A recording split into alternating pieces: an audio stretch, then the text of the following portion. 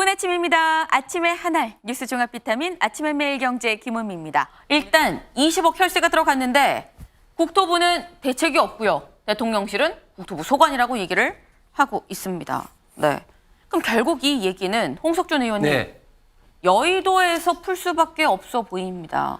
지금 대통령실이 저렇게 어떻게 보면 당연하지만 원론적인 입장을 이야기할 수밖에 없는 것은 또 지금 어떤 입장을 하더라도 김건희 여사 일가 땅이 있는 거하고 또 결부해서 해석할 거 아닙니까? 그래서 저런 식으로 원론적으로밖에 이야기할 수 없는 것 같고 분명 사실은 지금 민주당은 기성전 어떤 김건희라는 것은 스토킹에 가까운 짝사랑에 기반을 둔 어떤 정치적 공세가 너무너무 심한 것 같아요. 대선 전에는 뭐 줄리라든지 도이치모터스 그리고 후에는 뭐 빈곤 포르노 라든지 수많은 정치 공세를 했는데 이 많은 정치 공세가 다 허위 아니면 거짓으로 판명 났지 않습니까? 그런데 여기에 대해서는 또 사과 한마디 없죠.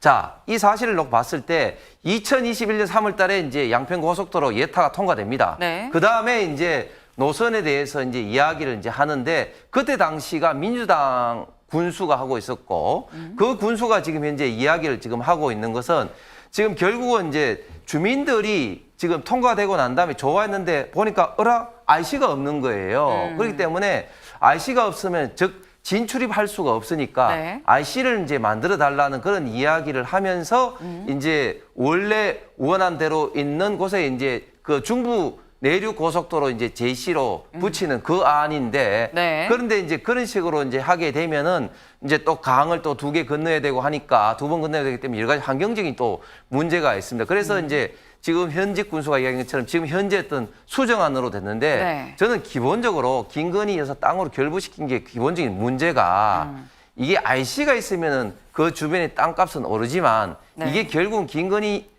여사 일가가 있는 땅은 제시거든요. 그렇기 때문에 애초에 땅값 상승을 둔 어떤 목적을 둔 어떤 그런 어떤 의도는 저는 하나도 없었다. 그런 논리 따지면 또 그 부분에는 또 김부겸 총리 또 자택도 있습니다. 그렇기 때문에 애초에 이런 것을 결부시키는 자체가 저는 굉장히 어떤 정치적 공세라고 생각합니다.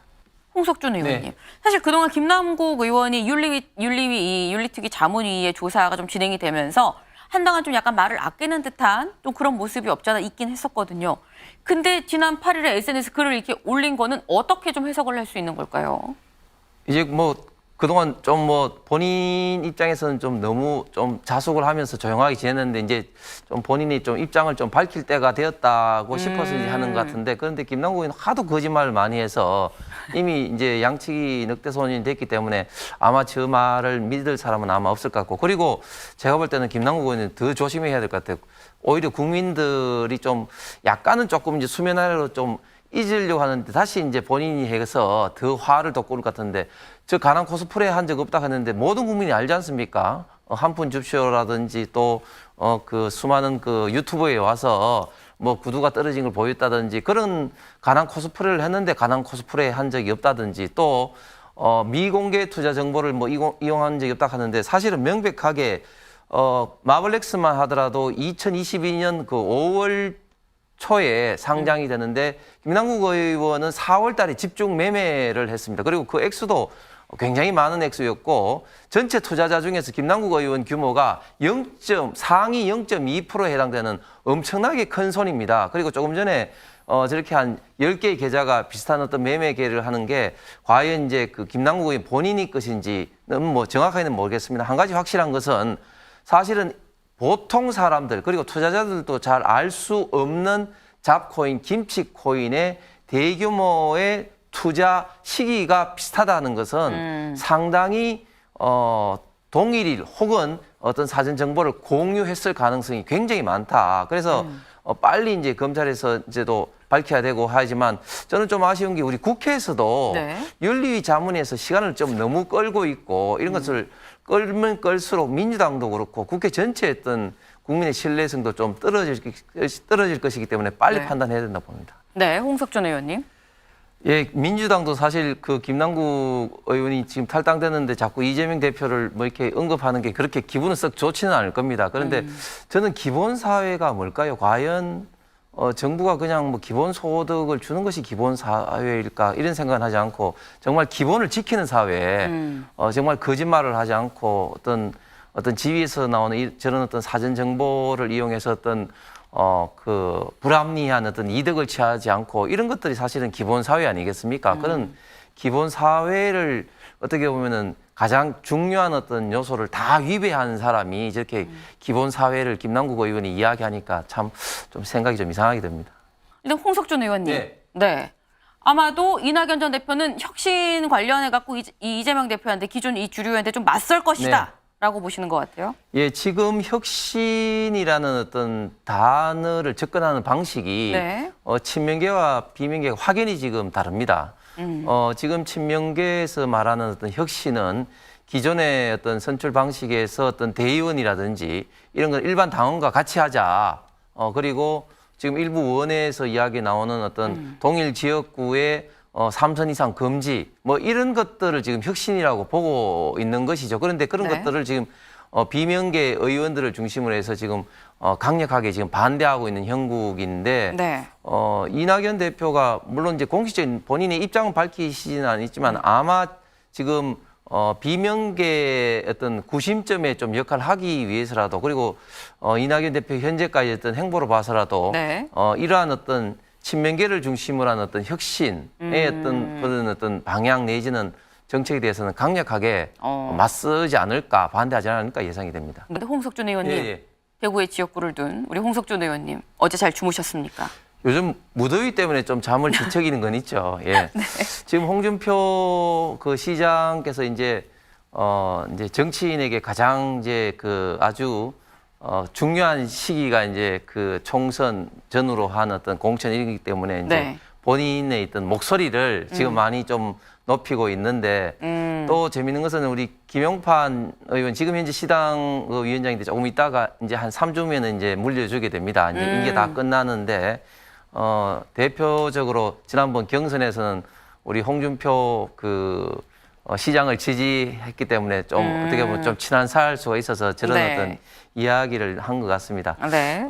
지금 사실 이제 친박 그 출마설이라고 하는데 사실은 친박이라고 속한 어떤 분들 자체가 아주 극소수이고 네. 과거에 비해서는 박근혜 대통령이 좀 영향력이 지난번 대구시장 선거에서도 봤듯이 굉장히 많이 영향이 약해졌기 때문에 친박 출마설 자체가 뭐 영향력 내지는 총선의 어떤 파급 효과는 좀 적을 것 같고 네. 또 검사 공천 이런 문제는 계속해서 김기현 대표도 이야기하고 있지만 사실은 검사 출신으로 다음 공천 내지는 총선에 나올 분들은 이미 거명될 만큼은 다 사실은 거명이 됐고 현재 벌써 뭐 당협위원장이나 현역 의원이 대부분 다 그래 있거든요. 그렇기 네. 때문에 그건 역시 그렇게 뭐 큰 어떤 영향력이 저는 없다 보고 오히려 지금 네. 당 내에서는 그동안에 이제 현역 의원을 평가를 할 때 여론조사라든지 이런 것만 했는데 네. 지금은 새롭게 그 지금 여러 가지 어떤 기법을 동원해서 그런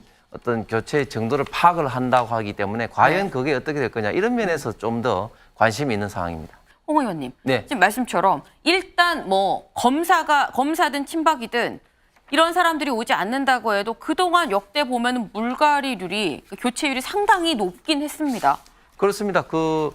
아무래도 좀 수도권은 좀 물갈이를 하기에는 이제 결국은 이제 공천보다는 이제 본선이 중요하기 때문에 네. 함부로 사실은 물갈이를 할 수가 없죠. 그런데 국민들 전체 입장에서는 저 당이 혁신하기 위해서 새로운 피를 얼마만큼 수혈을 하느냐, 새로운 어떤 인재를 얼마만큼 영입하는 이게 또 관심이기 때문에 결국은 이제 텃밭이 이제 영남을 중심으로 해서 어떤 물갈이가 좀 상대적으로 좀 될 수밖에 없는 그런 어떤 상황인데 네. 이번은 약간 좀 상황이 다른 게 사실은 지난번에 다르다, 이번은. 예, 너무 지나치게 좀 물갈이를 하고 난 다음에 사실은 그 결과가 좋지 않았고 두 번째는 지금 저희가 그 의원 수가 굉장히 적지 않습니까? 특히 네. 이제 수도권이 굉장히 적기 때문에 상대적으로 이런 어떤 경쟁이 과거보다는 좀 치열하지 않은 네. 그런 상황이기 때문에 영남권의 물갈이가 과거보다는 많이 좀 적어질 가능성이 많다고 봅니다. 홍석준 예. 의원님, 일단 뭐 그로시 사무총장은 그만큼 안전합니다라는 얘기를 인터뷰에서 지금 한 걸로 그렇습니다. 보이긴 네. 합니다. 하지만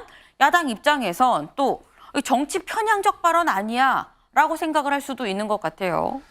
이걸 이제 정치 편향으로 해석을 해서 내고 과학의 정치가 어디 있겠습니까? 실제적인 어떤 팩트만 있을 뿐이죠. 사실 우리가 마시고 있는 물이라든지 하천에도 방사능의 어떤 수치는 어느 정도 있습니다. 그래서 그런 어떤 국제적인 안전 기준 이야기 때문에 나도 마실 수 있고 수용을 할 수 있다는 이런 어떤 라파엘 그로시 사무총장의 어떤 말인데 네. 거기에 대해서 민주당 의원들이 그러면 일본이 마시게 해라 이렇게 하는 거는 정말 저는 정말 국제적으로 참 망신이라고 생각합니다. 그리고 한 가지만 더 말씀드리면 저희 당에서도 라파엘 그로시 사무총장을 만나서 앞으로 향후 이제 중요한 것은 그 일본의 이 알프스가 제대로 작동하고 있는지에서 별도의 사무소를 지금 두기로 IAEA가 결정을 했지 않습니까? 그래서 네. 거기에 우리 대한민국도 이제 참여를 해서 계속해서 이제 점검을 하겠다. 뭐 그렇게 이제 요구를 지금 하고 있는 상황입니다. 네, 오늘 저희가 준비한 소식 여기까지입니다.